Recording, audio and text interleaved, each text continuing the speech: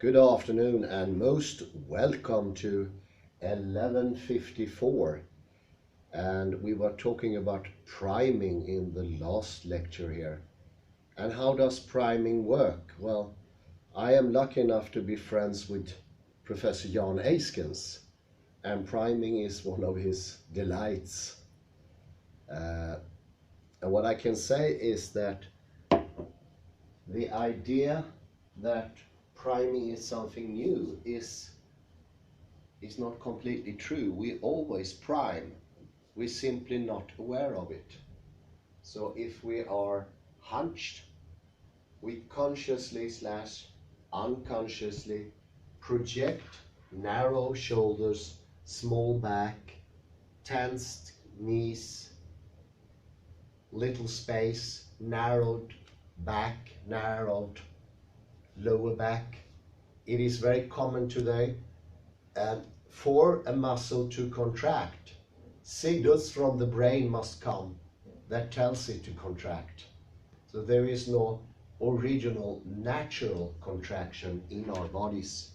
We can only get contracted if we prime ourselves to be contracted. And I think this could be a start. Once you understand we already have the power to put us into this position.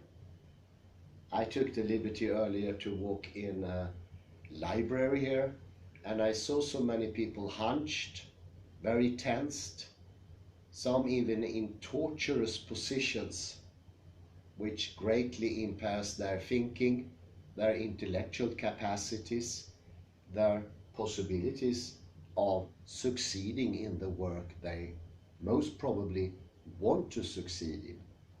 But tensing up makes it very hard, very tedious, and tedious, I would say, too.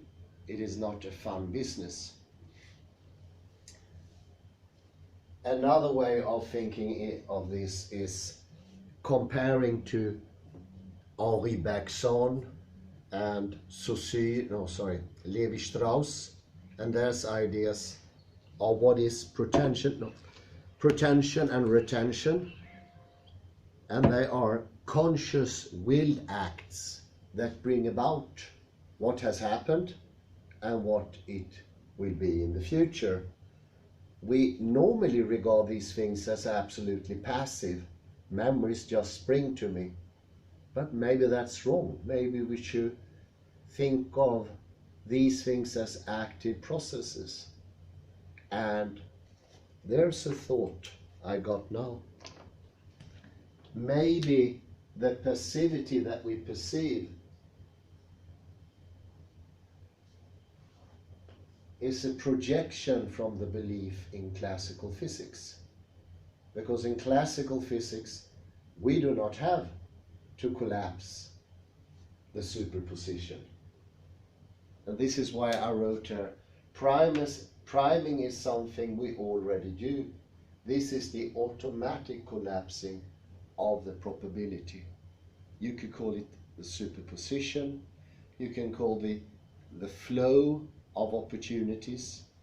An Indian probably would call it the immense possibility of the prakriti.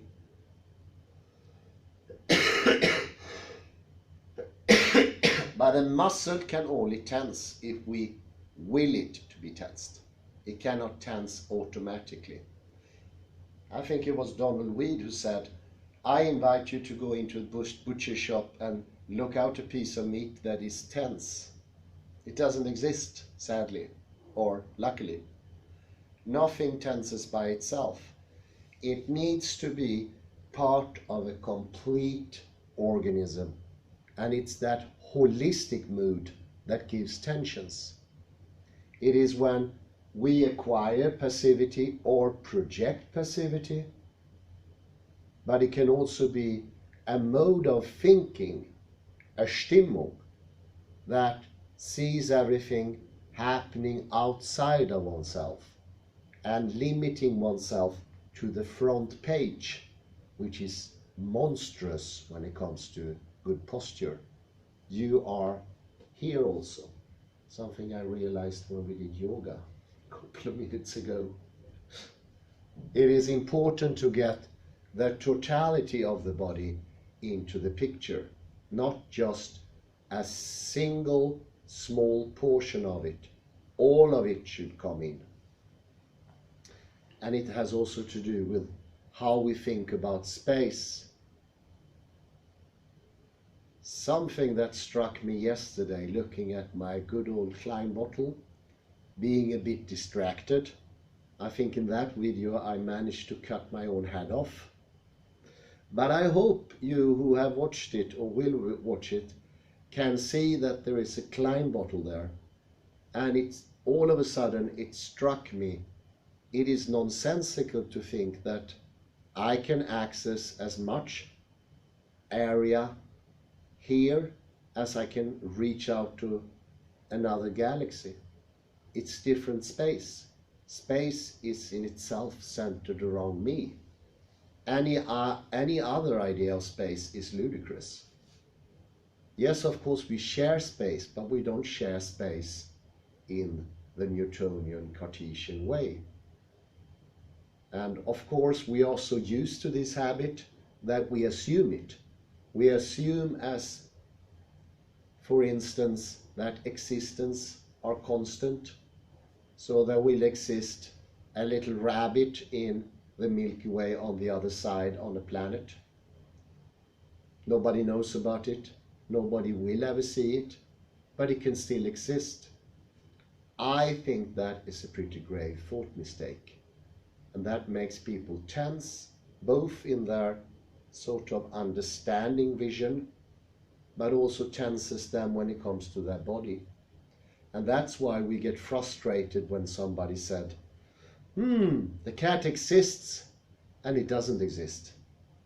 And in that system we have sort of got into, with a stain or existences already well established, long before I was born. We get dependent on them for no good reason. For some mad reason, the limitations that we give to our own body, we say that's part of reality. Many people today often say reality is horrible. Reality is the cause of my strifes and miseries. I don't want to perceive reality. We heard that many times in our group. I don't want to take in the back. Weird things happen there. Take it in. It's all good. It is all part of who you are. It can't hurt you. You can call it the apeiron also. I think the apeiron is giving this reaction to people, to crumble up, to be afraid. Oh, I will disappear in the apeiron. I'll be weaker. I will not be an individual.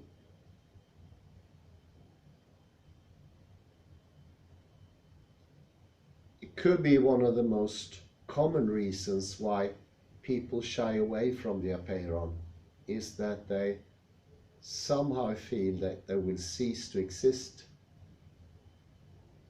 That the I point, either the I, spelled this way, or this I, will disappear.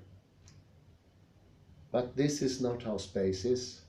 We've been tricking ourselves to believing in a space that needs to be constantly homogeneous in all directions. And we try to make that real by tensing ourselves, changing our attitude, our Stimmung. And in this changed Stimmung, this tense Stimmung, we will perceive a horrible world.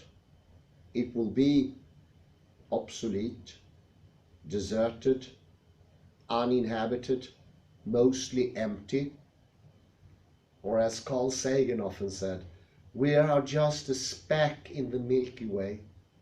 Nothing that we do or don't do will affect anything. That is a mode.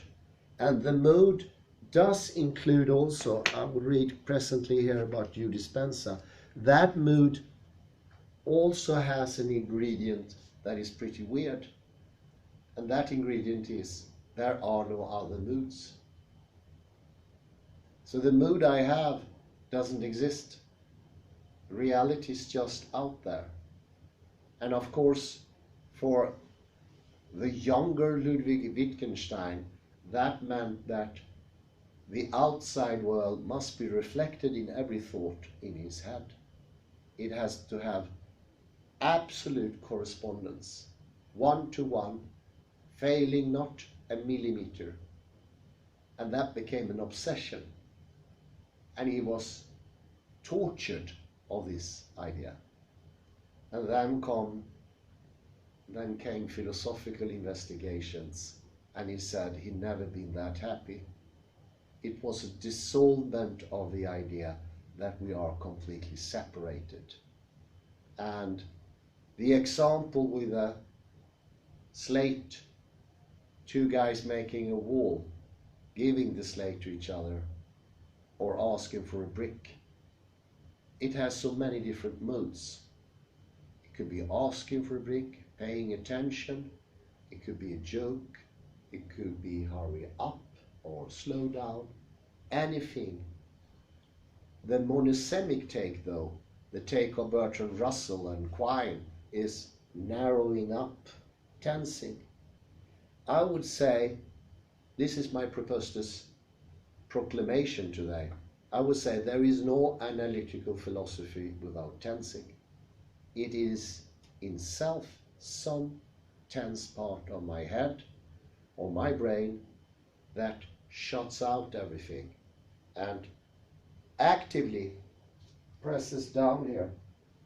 We will end with a practical exercise to show how when the neck is soft and free, we have a chance to really perceive and be gallant, to have an upright posture where the head leads, so to speak. We made a video with John Appleton maybe a month ago, I don't remember. Could I please have some coffee? And just put it on tea here.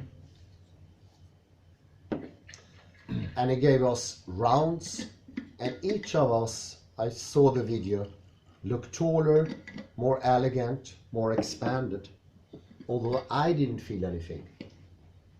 So there is need to have a trust in the process. And one start is to understand we already prime ourselves.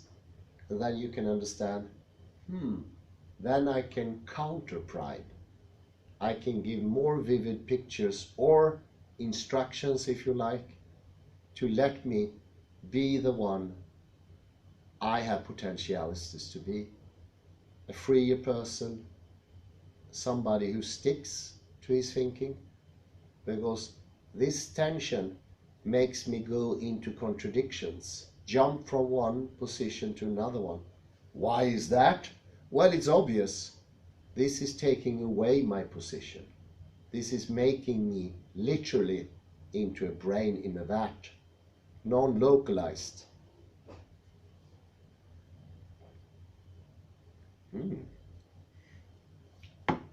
Please spell Spence on the whiteboard. Can you write Spence? Joe Dispenza. Okay, of course, yeah, sure. Last name. It's like that. He's the most likable individual. Dr. Joe Dispenza. Something like that. I will read from his book, few chapters that I could copy without infringing on the copyright. I think it's 25 pages, the maximum. I will put in a link to his book. They are great read. He has an uncanny ability to present difficult subject in an easy manner. And well, yeah. Chapter 2, the present moment. If you want to experience the supernatural in your life, by healing your body, creating new opportunities you could never have imagined before, and having transcendent mystical experiences. You first need to master the concept of the present moment, the eternal now. There's a lot of talk about being present or being in the now these days, while most people understand the basics of what that means. I want to offer you a completely different understanding of the concept. It's going to require that you get beyond the physical world, including your body, your identity, and your environment, and even beyond time itself. This is where you turn possibility into reality. After all, if you don't get beyond who you think you are and the way you've been conditioned to believe the world works, it's not possible to create a new life or a new destiny. So in a very real sense, you have to get out of your own way, transcend the memory of yourself as an identity, and allow something greater than you, something mystical, to take over. In this chapter, I'm going to explain how that works. After all, if you don't get beyond who you think you are and the way you've been conditioned to believe the world works, it is not possible to create a new life nor a new destiny. First, let's take a look at how the brain functions. When any neurological tissue in the brain or the body is activated, it creates mind. Consequently, from a neuroscientific understanding, mind is the brain in action. For instance, you have a specific mind to drive your car. You have another mind to take a shower. You have a different mind when you sing a song or listen to music. You use a specific level of mind to execute each of those complex functions.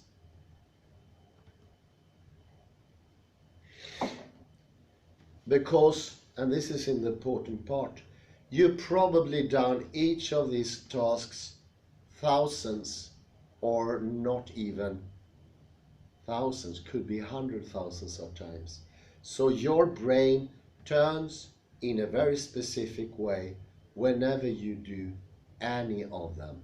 You've been conditioned for decades, and you still continue to condition yourself.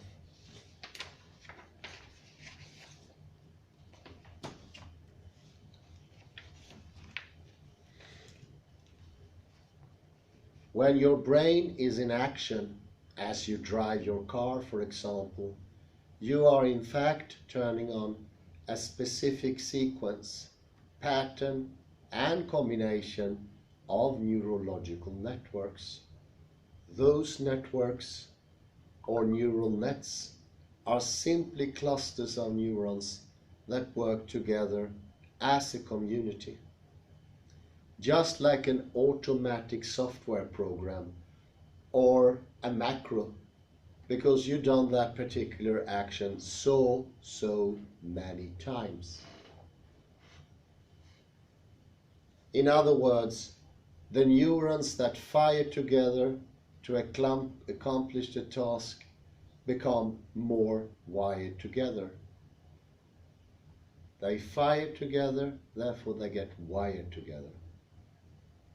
As you consciously choose to perform the task of driving your vehicle, we could say that you are automatically selecting and instructing those neurons in your brain to turn on to create a level of mind.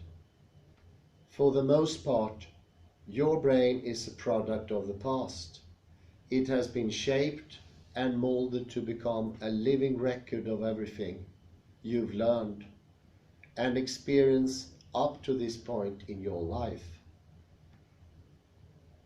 Learning from a neuroscientific standpoint is when neurons in your brain assemble to form thousands of synaptic connections, and those connections then assemble into a complex three-dimensional neurological network.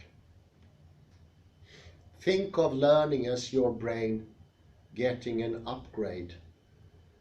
When you pay attention to knowledge or information and it makes sense to you, this interaction with the environment leaves biological impressions in your brain. When you experience something new, your senses write the stories neurologically in your brain, and even more neurons come together to make even more enriched connections. Upgrading your brain even further. Experience not only enhance the brain circuitry, but they also create emotions.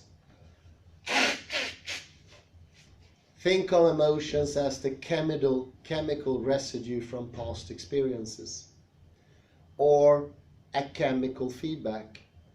The stronger the emotional quotient from an event in your life, the more the experience leaves a lasting impression in your brain. That's how long-term memories are formed. So if learning means making new connections in your brain, memories are when you maintain those connections. The more you repeat a thought, a choice, a behavior, experience, or emotion, the more those neurons fire and wire together, and the more they will sustain a long-term relationship. Since your senses plug into your external environment and neurologically recall that narrative in your brain, when you experience the highly charged emotional event, bad or good, that moment becomes embossed neurologically in your brain as a memory.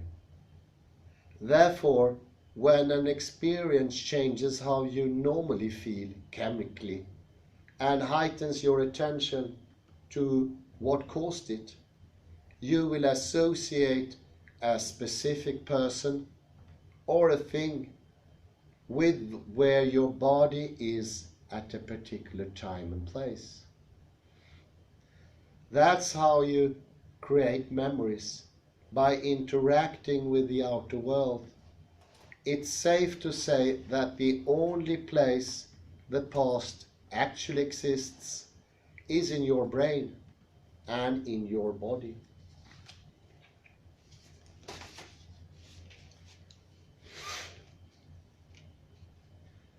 How your past becomes your future.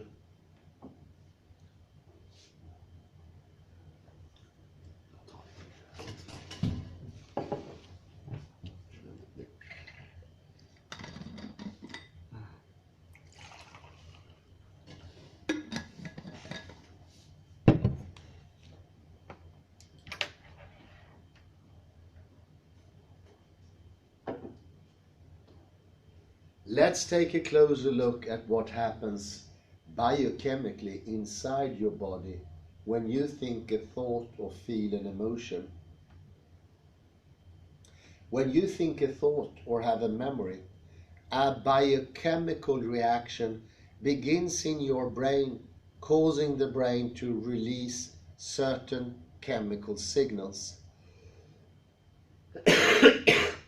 That's how immaterial thoughts literally become matter.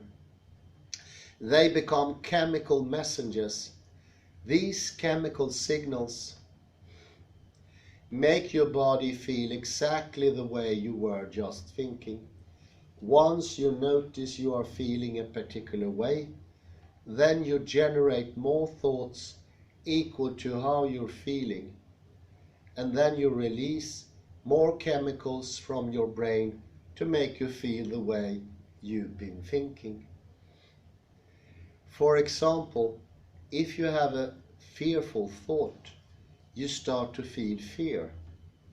The moment you feel fear, that emotion influences you to think more fearful thoughts. And those thoughts trigger the release of even more chemicals in the brain and body that make you continue to feel more fear. This is definitely the vicious circle.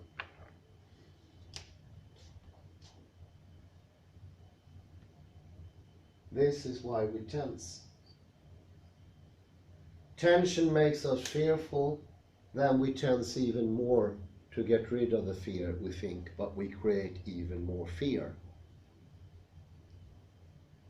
And in the end you can end up with a phobia or unjust fears. This is very common today, and I think it's fueled by the classical worldview.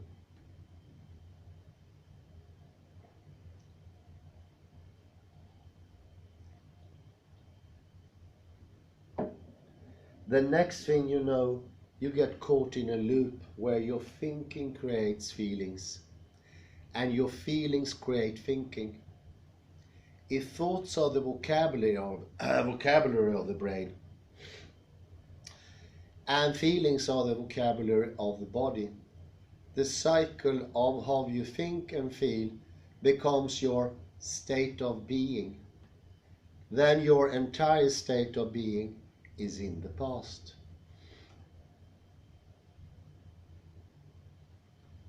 When you fire and wire the same circuits in your brain over and over again, because you keep thinking the same thoughts, you are hardwiring your brain into the very same patterns.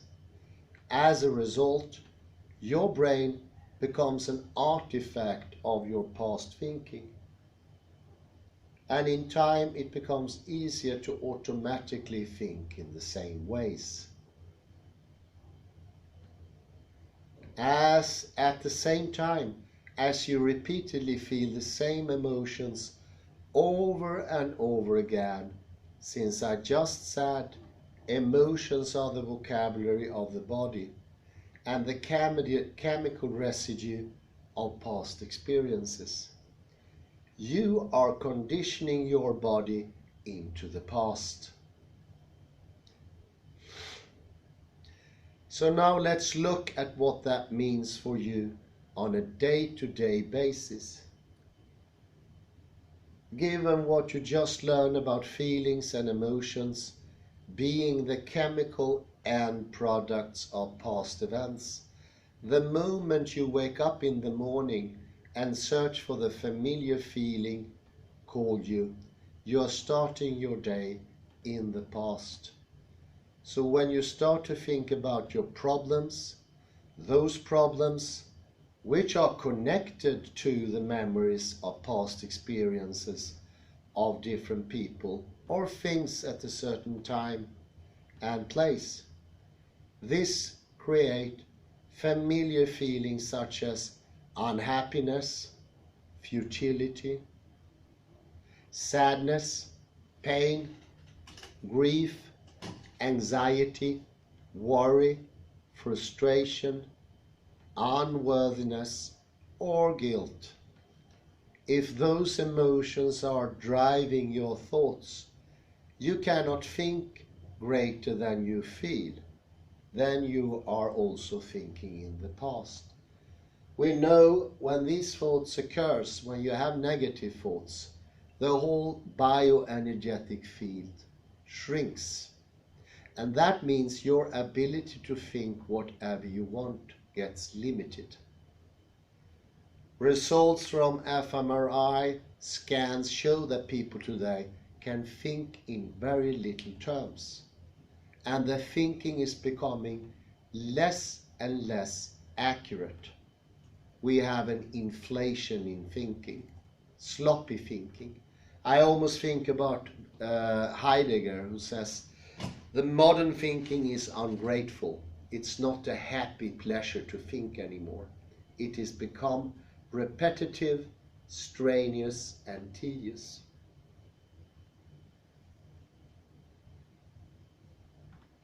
And if those familiar emotions influence the choices you are going to make that day, the behaviors you are going to exhibit, or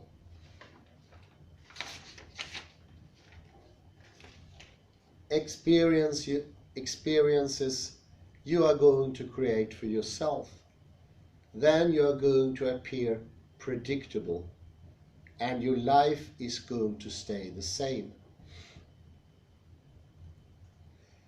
Now let's say after you wake up in the morning, you turn off your alarm, and as you lie there in bed, you check your Facebook, your Instagram, your WhatsApp, your Twitter, your texts, your emails, and then the news. Now you are really remembering who you are as you reaffirm your personality and connect to your past, present, personal reality. Then you go to the bathroom, you use the toilet, you brush your teeth, take a shower, get dressed, and then head for the kitchen. You drink some coffee and breakfast. It's the same routine you follow every day. Then you drive to work using the same old route. You spend your day performing pretty much the same duties you performed yesterday.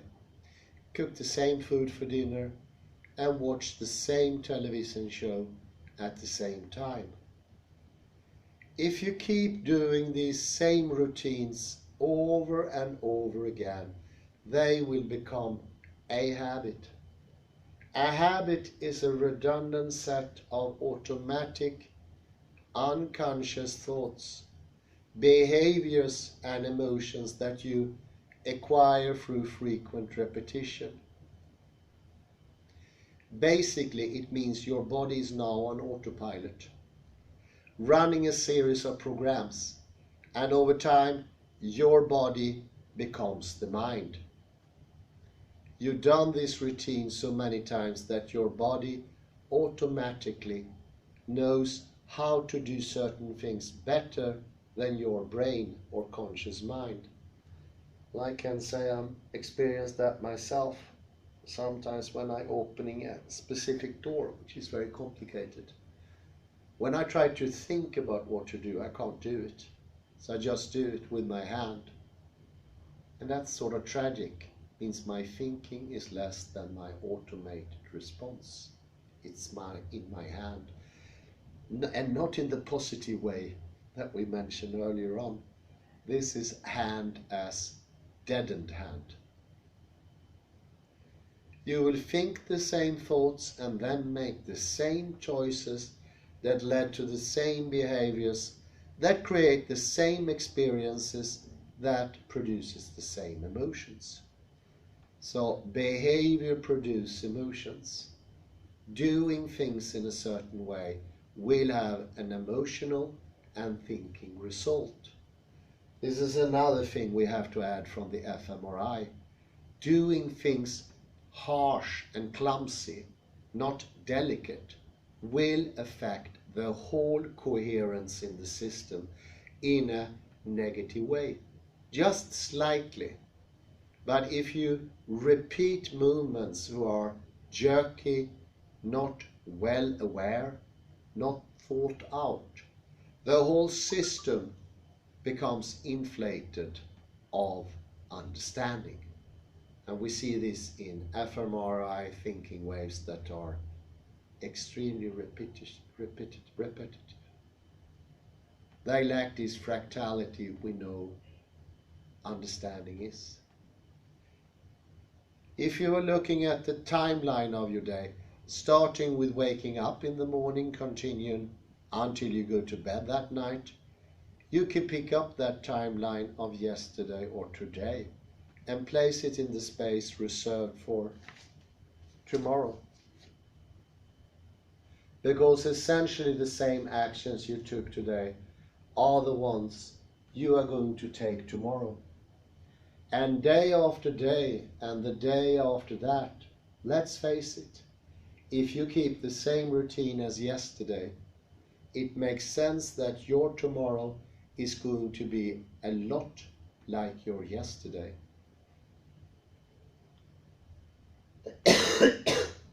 Your future is just a rerun of your past. That's because your yesterday is creating your tomorrow.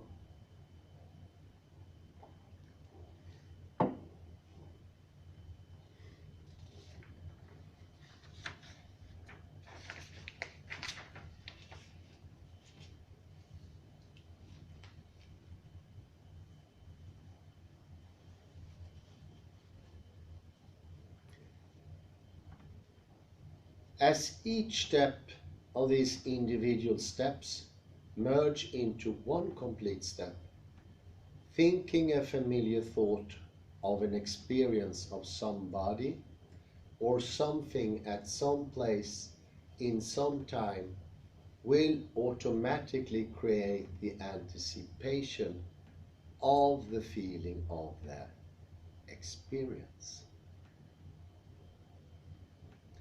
If you can predict the feeling of any experience, you are still in the known. For instance, the thought of having a meeting with the same team of people you have worked with for years can automatically cause you to call up the emotion of what that future event will be like.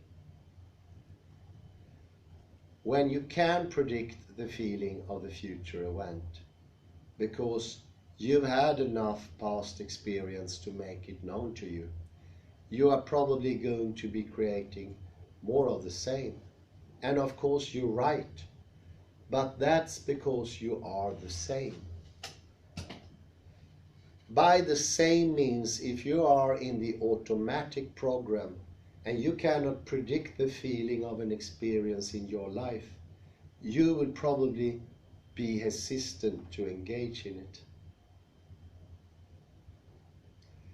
We need to look at one more aspect of thinking and feeling to get the full picture of what is happening when you keep living in the same state of being. This thinking-feeling loop also produces a measurable electromagnetic field that surrounds our bodies. In fact, our bodies are always emitting light, energy, or frequencies that carry a specific message, information, or intention.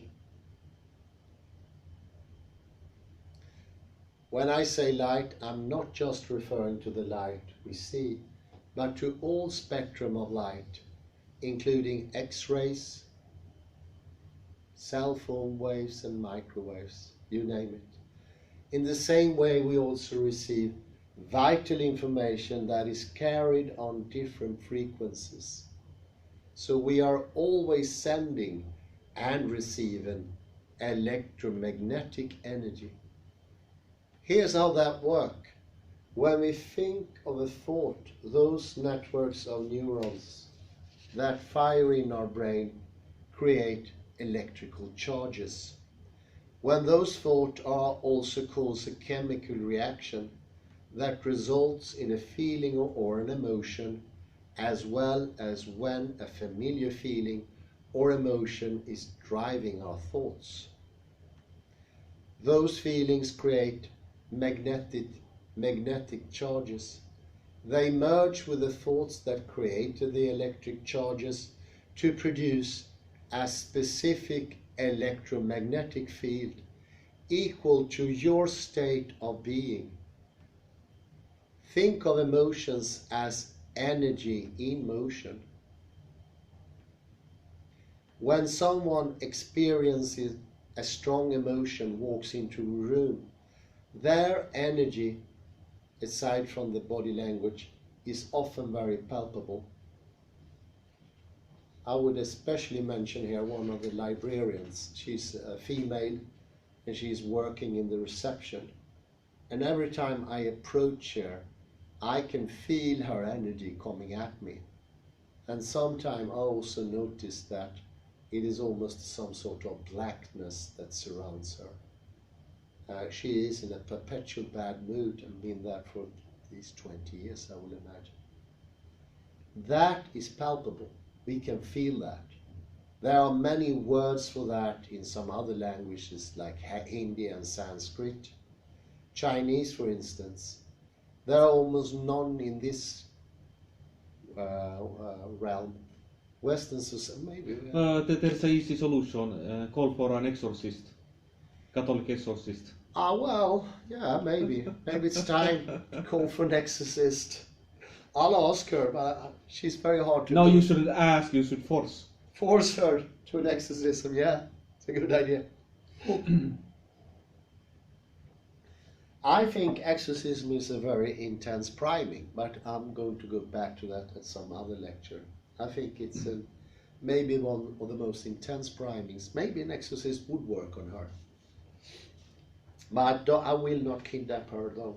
It's my limit.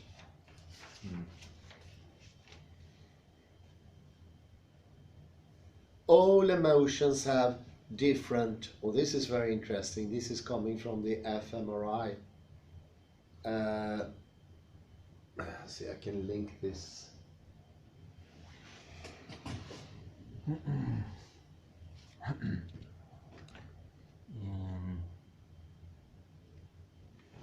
Yes, it's a good picture. See it clearly. And I'm going to show you that instead seeing emotions as contradiction, that bliss, freedom, love, joy, appreciation are somehow the opposite side of fear, guilt, shame. It's not true. They look intensely different in the fMRI. And it's also very clear that suffering, victimization, pain are affecting the whole of the bioenergetic field in a negative way. It is not helping. These negative emotions are not really negative, it's a bad word. They are disruptive agencies. They make for less action, and as I mentioned before, coherence is very important. And the more you have emotions like victimization, suffering, pain, anger, shame, guilt, fear, control, you will have less of coherency. And I think that is also the classical model. We think that if I don't like something, we have an election yesterday here, and I bet you there's a lot of people out there who are being frustrated now. And they are tensing their whole bodies. The idea is that they're thinking being angry will help the situation. We know from fMRI that is absolutely not the point. It will actually makes your potential for action much less. It will just hurt the system. Anger is not the opposite of happiness. Sadness is not the opposite of happiness. Those are not true oppositions. And as Arya Sayonma sang in her famous song, I need to feel pain to have happiness in my life. It is simply not true. It is not the case. Feeling sadness will actually make it harder for you to feel happiness, much harder. And perpetual shame will block everything out. Victimization could be the worst one. It is a really horrid wave. And these are only the waves. You should see the fMRI scans. It looks like the devil himself. A person that is in pain and victimizing him or herself It looks devilish. I have no other word for it. It looks horrible. And those people will also hinder all what we call thinking, which makes it harder to get out of the condition, because thinking is dependent on the better emotions. They fuel thinking.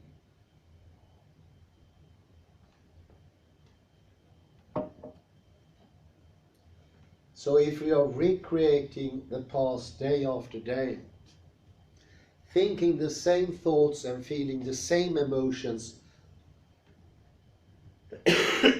we are broadcasting the same electromagnetic field over and over again, sending out the same energy with the same message from the perspective of energy and information.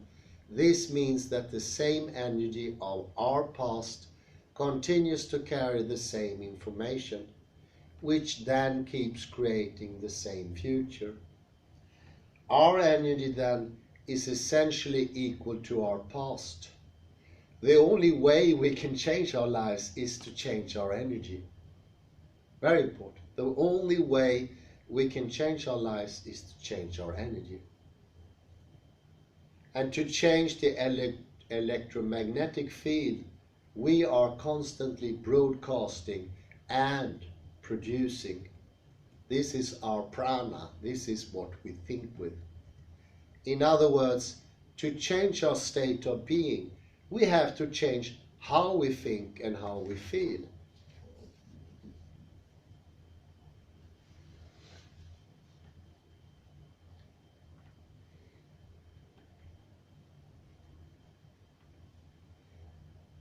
Siphoning energy out at the present moment. So if you are in the electromagnetic field, you are in this thing, leaving the head chakra, the crown chakra, going around you, involving also your back. Don't forget your back. You have a back. And once you get into that, I can feel now I'm standing on 2 feet now. Maybe you who are watching the video, you can feel you're sitting on your 2 sitting bones. That is the parallel to the same thing. And you feel a certain calmness coming into the body system. This is coherence.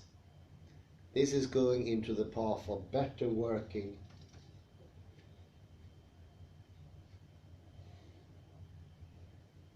If where you place your attention is where you place your energy, then the moment you place your attention on a familiar emotion, your attention and your energy are in the past. If those familiar emotions are connected to a memory of some past event involving a person or an object at a particular place and time, then your attention and your energy are in the past as well. As a consequence, you are siphoning your energy out of the present moment into your past. By the same means, if you start to think about all the people you have to see, the things you have to do, and the places you go to have at certain times in your routine day, you are siphoning your attention and energy into a predictable known future.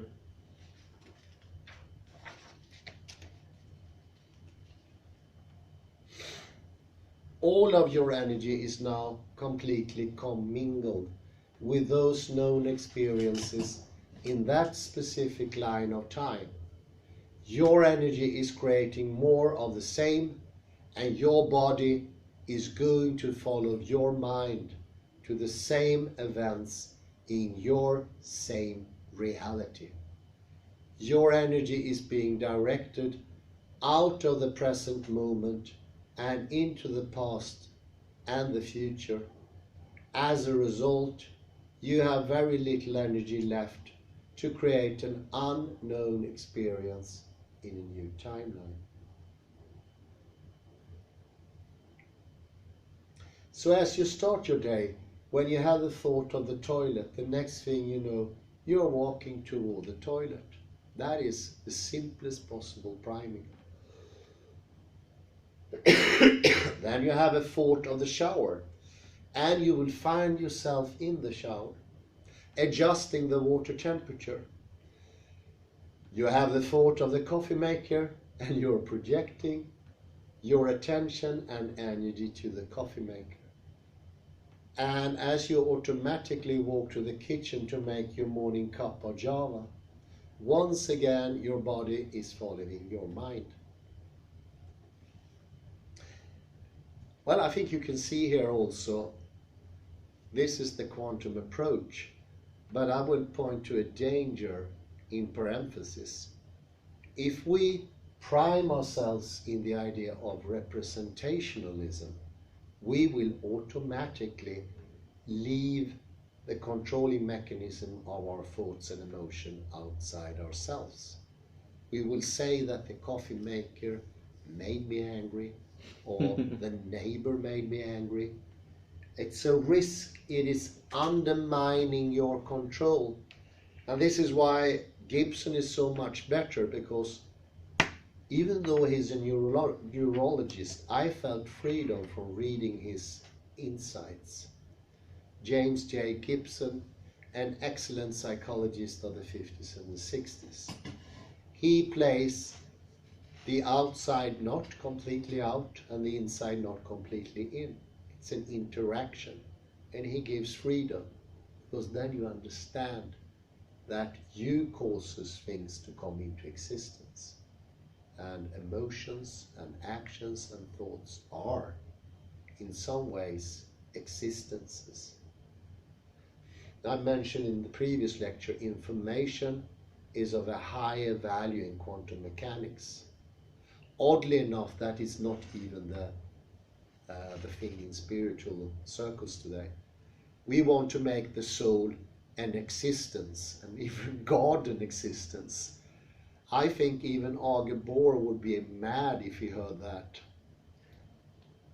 I don't think he was religious though, but he would still be very mad, because that's a reduction, and that is also, I would say, contra naturis. It's not of the nature.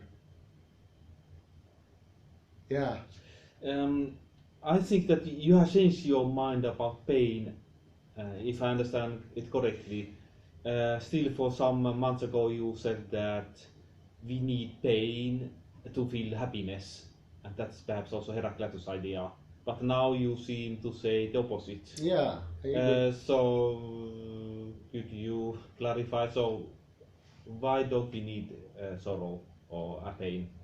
Well, see it from two different levels, or I should take the questions later, Okay, but I okay. put this one up here because it's a very good question.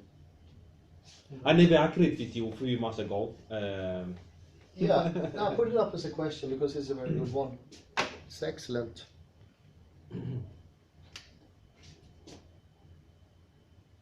My attitude.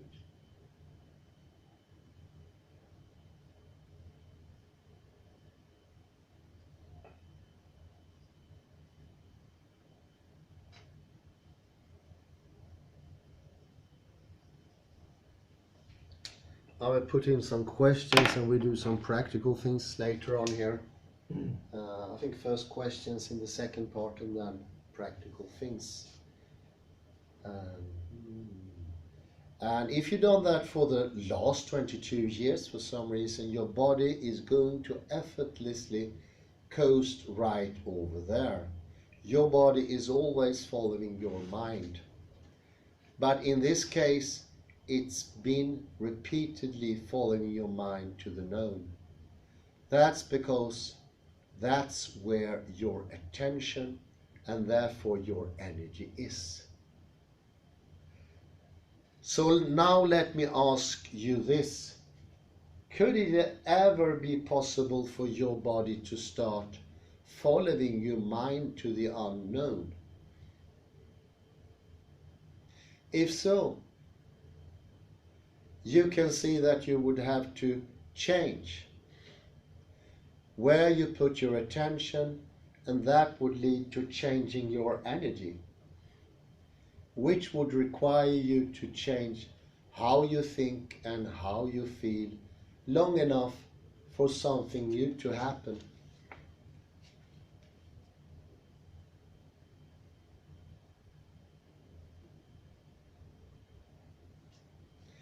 While it may sound incredible, this is indeed possible. It makes sense that just your body has been following your mind to every known experience in your life.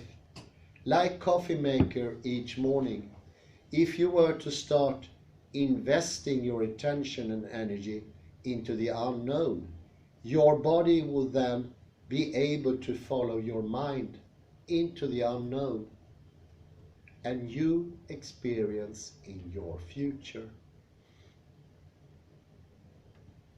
I will have to add, all of classical physics and classical thinking is trying to understand everything new in terms of the old, which is a limitation, I would say. It gives three aspects. It gives the idea of representationalism, as we know by now, I think. It's an illusion or even delusion. Second, it makes us less understandable to our mode. We don't see the mode. Representationalism could be said to be a sect where you're not allowed to think you ever enter the sect. You have always been in the sect. And some people call that sect the real world, or the truth, why not? Something like that. Priming your mind and body for a new future. If you are familiar with my work, you know that I'm in love with the concept of mental rehearsal. I'm fascinated by how we can change the brain as well as the body by thought alone.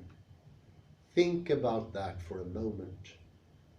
If you focus your attention on specific imagery in your mind and become very present with a sequence of repeated thoughts and feelings, your brain and body will not know the difference between what is occurring in the outer world and what is happening in your inner world. So when you are fully engaged and focused,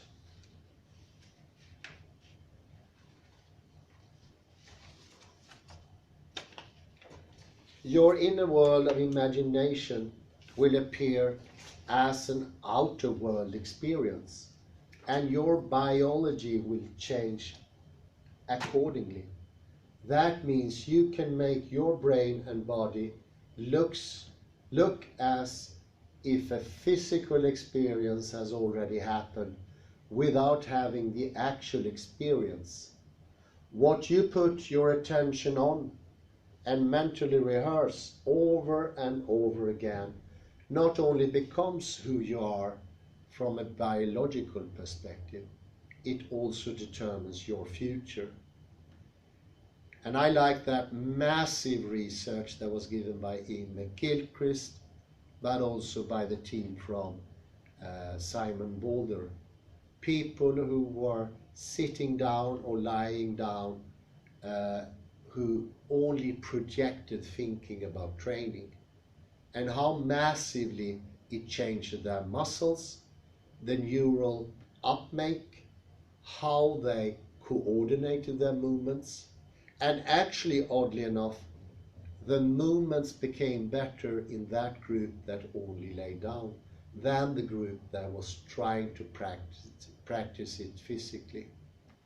This goes to show that even our neural system is built on quantum mechanics, not classical physics.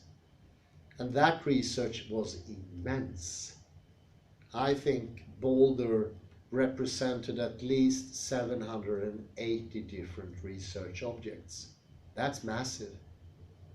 That's very conclusive, I would say, as well. Here's a good example. A team of Harvard researchers took a group of volunteers who had never before played the piano, and divided the group in half. One half practiced a simple 5-finger piano exercise for 2 hours a day over a period of 5 days.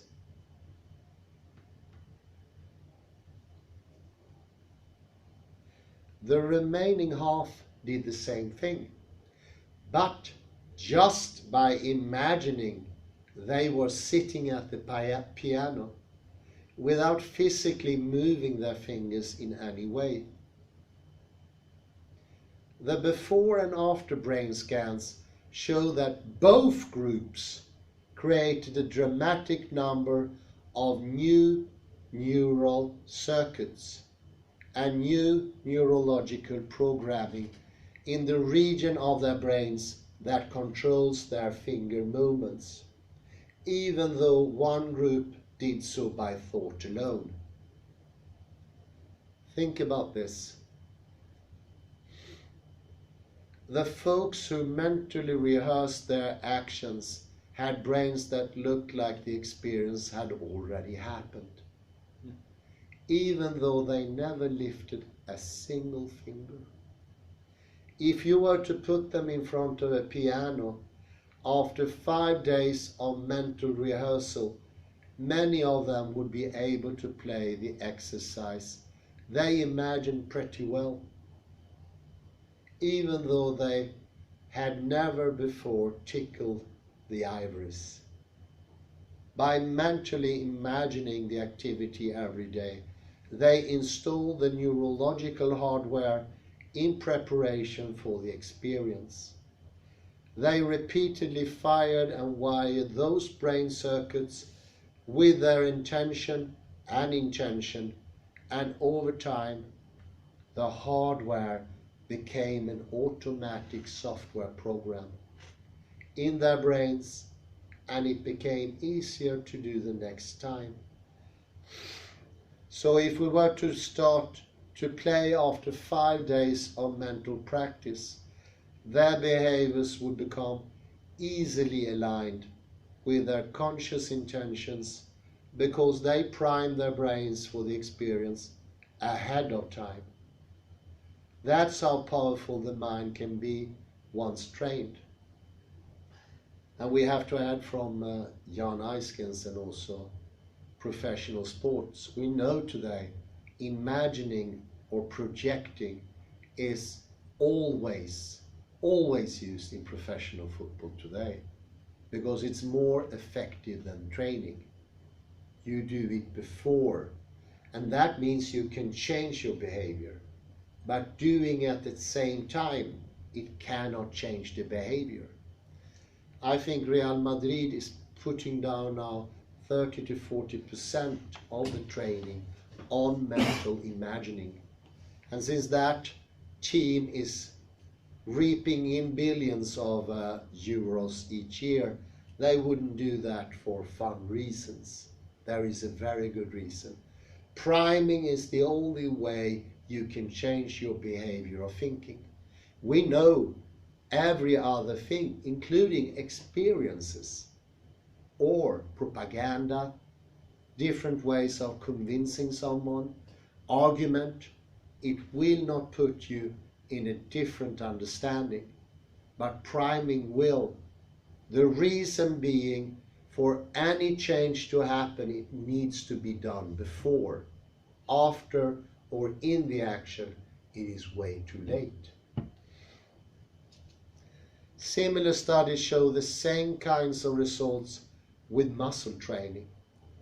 In a pioneering study at the Cleveland Clinic, 10 research subjects between the ages of 20 and 35 imagined flexing one of their biceps as hard as they could in 5 training sessions a week for 12 weeks.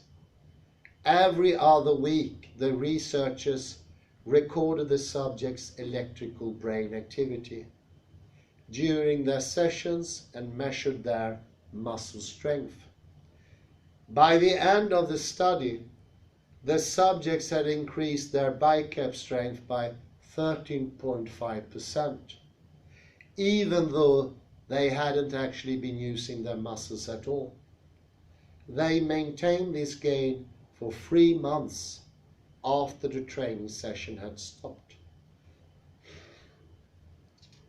More recently, a research team made up of scientists from the University of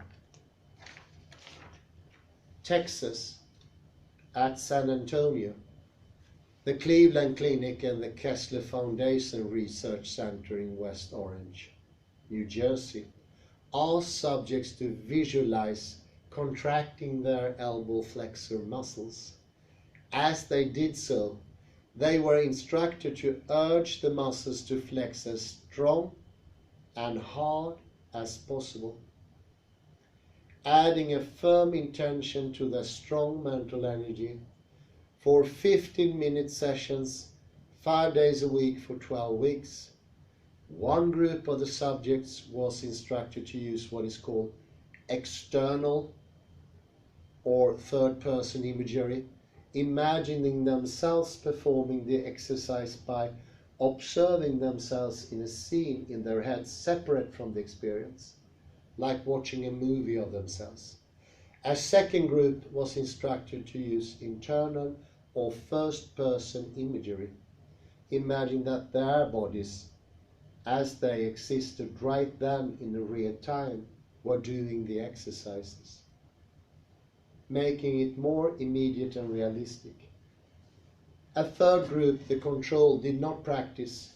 The group using external imagery as well as the control group showed no significant change, but the group using internal imagery showed up a 10.8% increase in strength.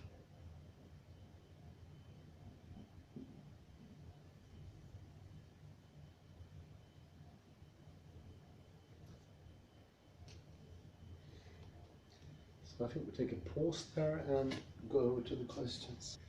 To the question, which is very good, Akali, thank you very much.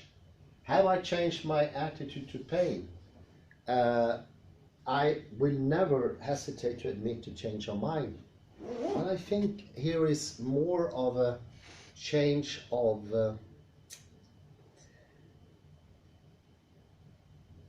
specification. What do I mean? Well, in the brain waves, we talked about perceived pain. What is pain in the brainwave system, like angst and sadness?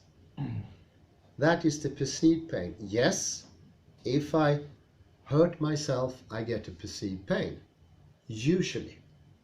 But with priming, you can actually change the experience of things that are normally, in everyday jargon, considered to be painful, to become less painful.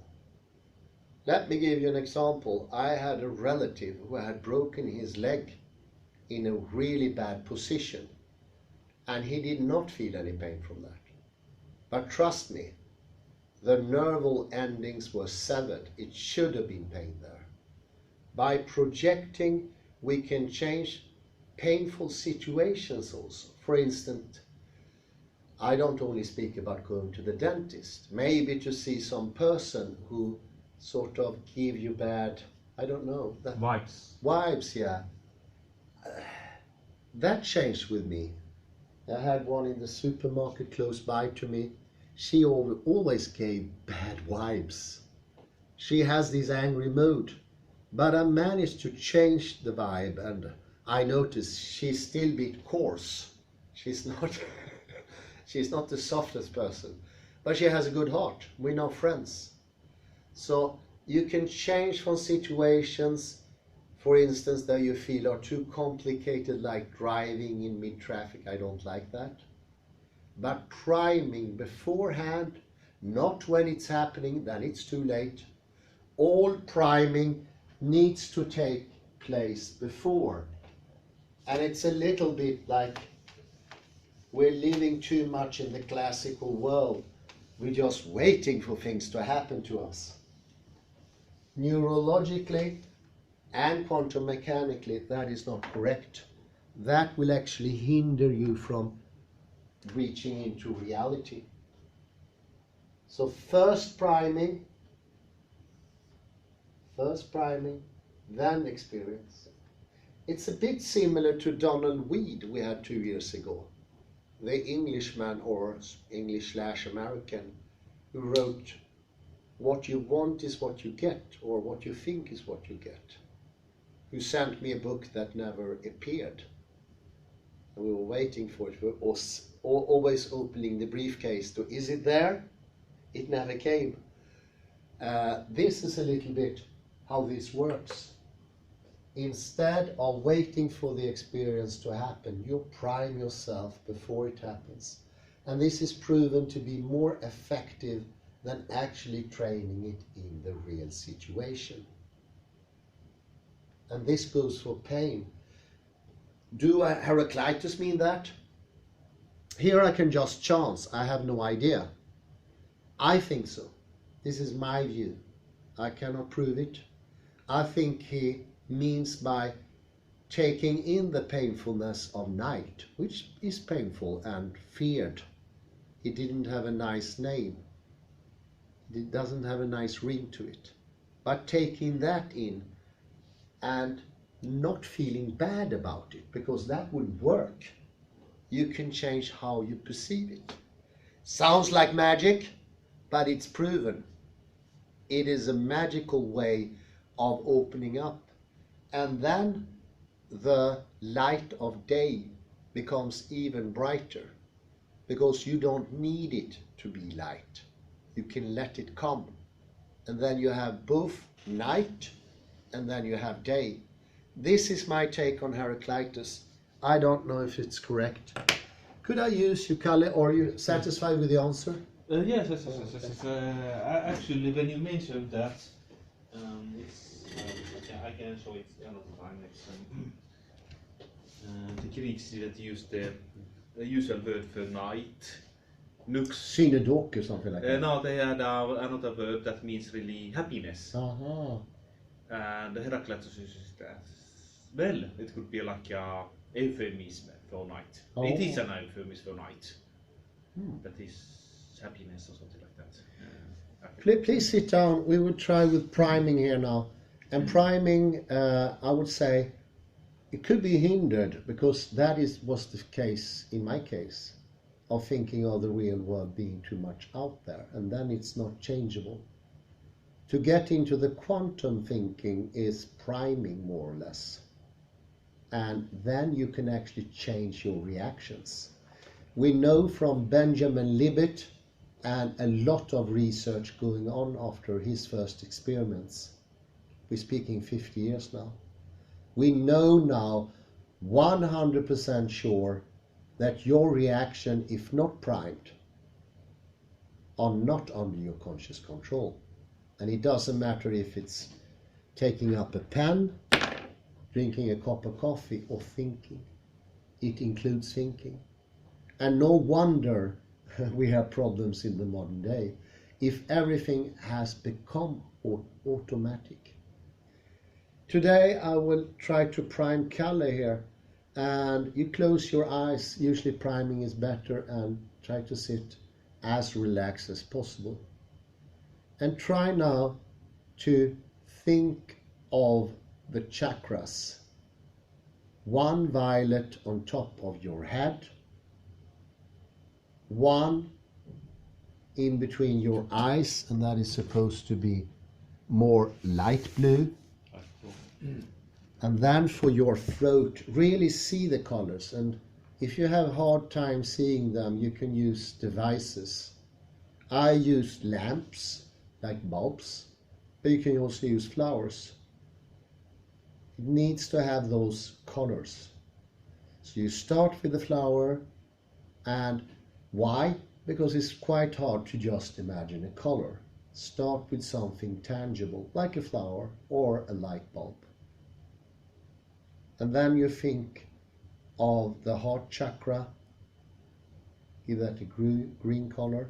You can think about green grass, green leaf, yeah, use that. And then you go to the solar plexus and give that yellow like the sun. See it as a sun shining in your body. Yellow here, you said. Correctly. That's correct.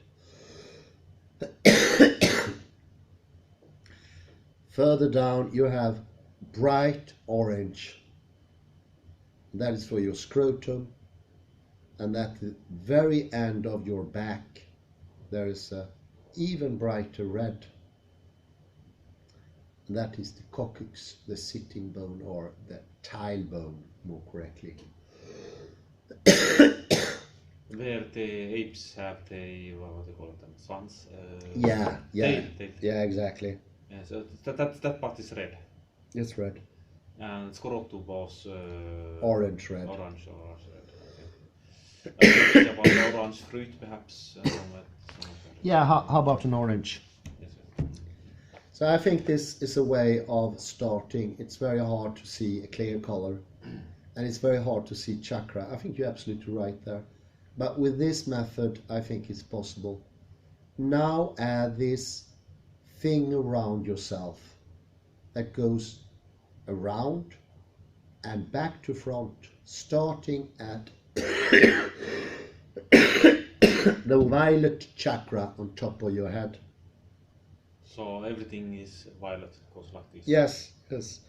All the other chakras goes out to that chakra. So you can imagine 6 layers, 7 layers, and maybe more relaxed. It's easier to imagine if you're more relaxed, so to speak. You put your, it wasn't maybe the best chair, but it's okay, it's okay. Yeah, already look more relaxed. One problem is when we had this with John, 3 of us didn't feel anything. I didn't feel nothing, but I can see it on the video, the change, and it was massive. So one problem, we are in this mood that thoughts don't have an effect.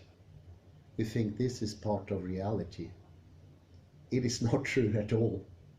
All of quantum mechanics would fall if that was true. All. That wouldn't be quantum mechanics at all. It would still be in classical physics. Our thought changed everything. If it can make an atom bomb, it can also change our posture. The second thing of thinking, all you think become muscular activity. You need to think less of yourself to become shriveled up. And if you think more of yourself, think about the backside. Yes, I see the change here. Now you're taking in the backside and see how these luminous rays exit the top of the head, goes all the way outside, round, passes outside the elbow, going down, going back into the lowest chakra at your tailbone, which is red. And see this as a process that continuously strengthens your body, and let the earth energy, which comes in through the bottom part of the tailbone and the feet, it is nurturing and is actually sending this prana through your whole system. This is a big change. So we can see the change here, and I think that is very typical for most people. An Alexander teacher I used to know, she said that's the 99% of the cases. The problem is not the inability to project, it is the inability to believe. And it's the negative belief that nothing is happening is so strong. But it's no wonder, it is actually classical physics. It is a dogma. We are in a sect, and that sect says that everything is outside, and that's absolutely wrong. Nothing works that way. Nothing in the universe. So we need to follow the sect leader of Isaac Newton, Descartes, or whoever it is, and follow his rules, and then we need to tense ourselves. Because the tensions you had on our gone color is very true. And the more you project, the more you get into a balance. And now you can feel also how things are coming out of the top chakra. A strong energy field, which is violet, red, green, yellow. It is like all the colors of the rainbow and yet more. It is strong now. Wow. You could show the Heidegger book once again. So I think about the Heidegger book that is purple on your left and my left. I think about the Heidegger book which is purple. Yeah. And then I think about that purple, and then it's like going out the same color. I'll show them. And then on my between my eyes, I think about the blue color, like the sky. And then around my chest, I think about green leaves, like the St. Patrick's, what do you call them? St. Patrick's for the green. Yeah, that's good. I think it's. I feel actually a change. There is a change. I can especially mention the voice changed. It became deeper. You usually talk very breathy. There's a lot of respiration going on when you talk. That disappeared. And I think about a red tail that going out. I don't know. Upwards.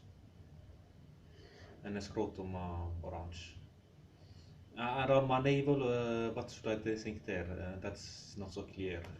It's more bright yellow. Bright yellow, okay. Like orange tattoo, so there is really no difference. I think it's an orange tattoo is harder to fathom. Think of the sun, a small sun. Yes, okay, sun. So the sun should focus on the scrotum, or is it more orange? That's more orange. Scrotum is more orange. It's more difficult to imagine the orange. Some things will be more difficult, but I can see that you can imagine it. And there are some people, including me, I could imagine, but I couldn't see it in my head. So I had to do it secondary. You are lucky enough to see it at least. It's obvious on the camera that you see it. No doubt. I think it was Barbro who said it's 99% of either Barbro or Joachim, 99%. They don't believe in the change. Sometimes it doesn't help even to measure the change. And I remember one course we had with the Alexander teacher. It was this guy, he became 2.5 inches taller, which is tremendous. He was tall from the beginning, but still. And he didn't believe it. And then we measured him. And he said he was wrong.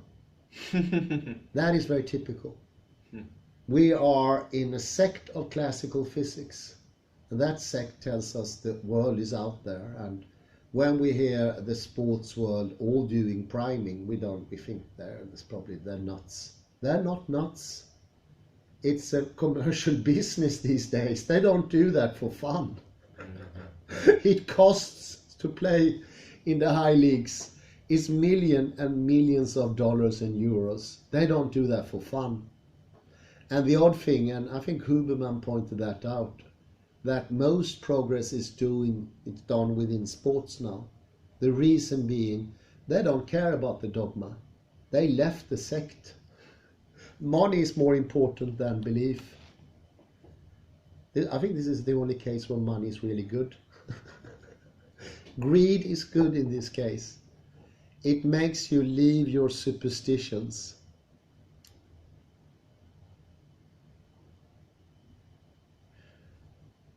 Just think about it 1 minute now, clearly, and I shut up for a minute, and then you walk around. I tell you when.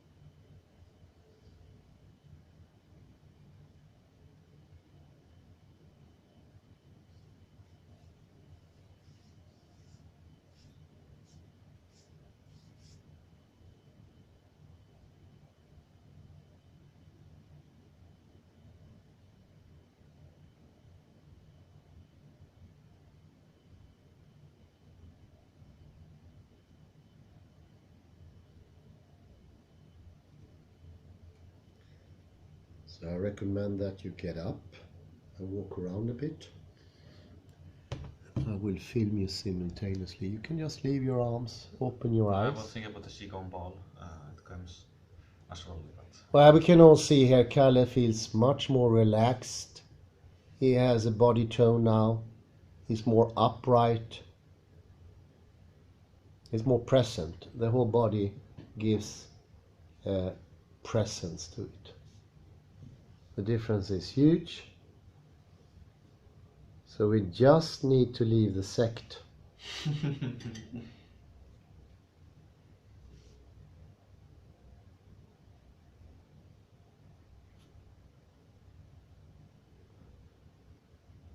I think this change is the biggest since Sköllerstad that we did one trick. This date is historic. September 12th, 2022. Yeah.